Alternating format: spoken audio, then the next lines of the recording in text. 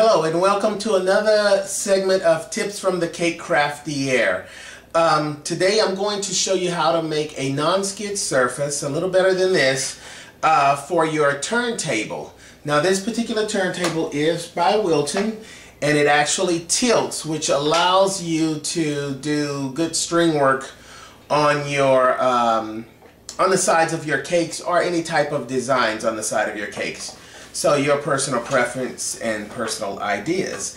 So what I want to do is I want to make something that looks like this, and then the cake would actually sit on top of this and it would stop your cake from sliding. So you can use it to ice your cake, a multitude of things. So it doesn't really ever come with anything like this, so we can actually make it for an inexpensive price. Now what we're working with today is our turntable, and I'm going to remove this top to the turntable. Most of them are removable. I just lift it right up, set that to the side, and we're going to be working with this portion right here. We need some scissors. We also need a black Sharpie marker, and I'm using black because it's going to show up very well on camera. And then I have a waffle mat here, and this was actually purchased from the 99-cent store. It comes in a set, so you can use these for a multitude of things. Alrighty.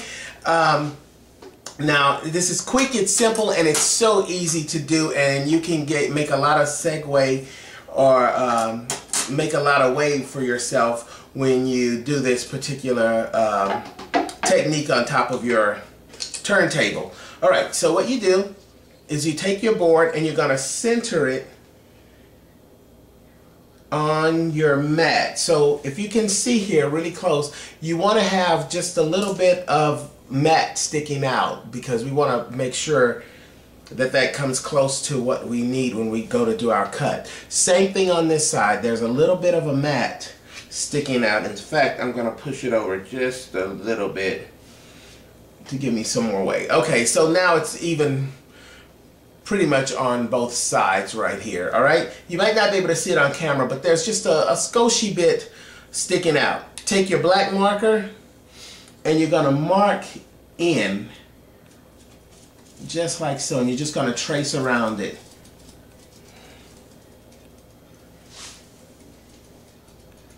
Just like that. And trace nice and close and as neat as possible.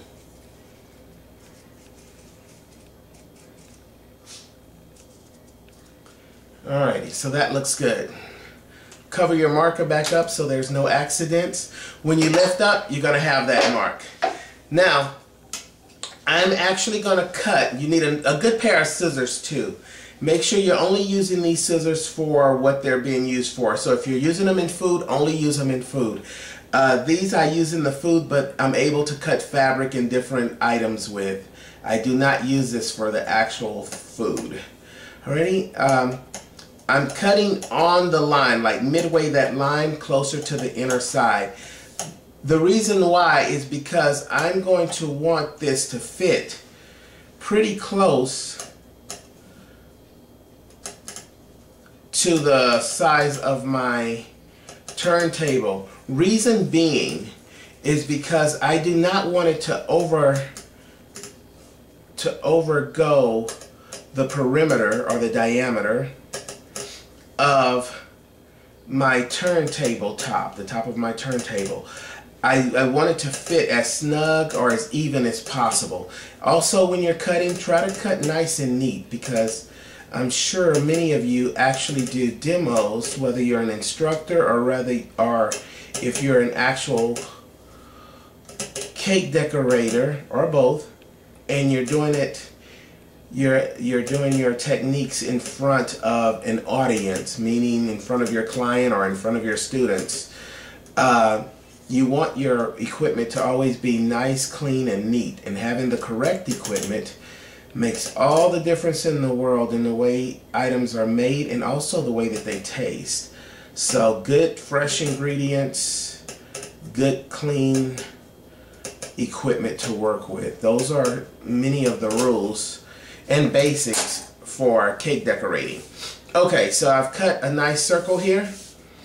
Now I'm going to test it just by putting it right on top of that board, and that looks good to me. Alrighty, it looks good. It has a little hangover, but that's fine.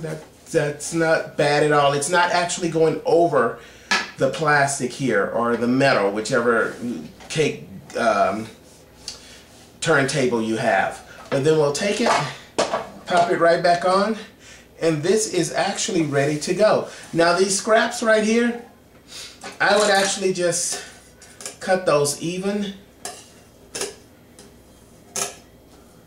And let's say you have a cake that needs to be transported in a box, and that cake is a 3-tiered cake or whatever tiered cake. I would take this, sit it on the floor of the transportation vehicle, then put the box on top of it, and that stops that box from moving around a little bit. Alrighty? Or you can put this on the inside of the box, then put your actual cake right on top of it. The cake board that your cake is sitting on, put it right on top, and it'll stop it from slipping. Okay? Alrighty guys, thank you so much. I've had a wonderful time in this segment from Tips from the Cake Craftier.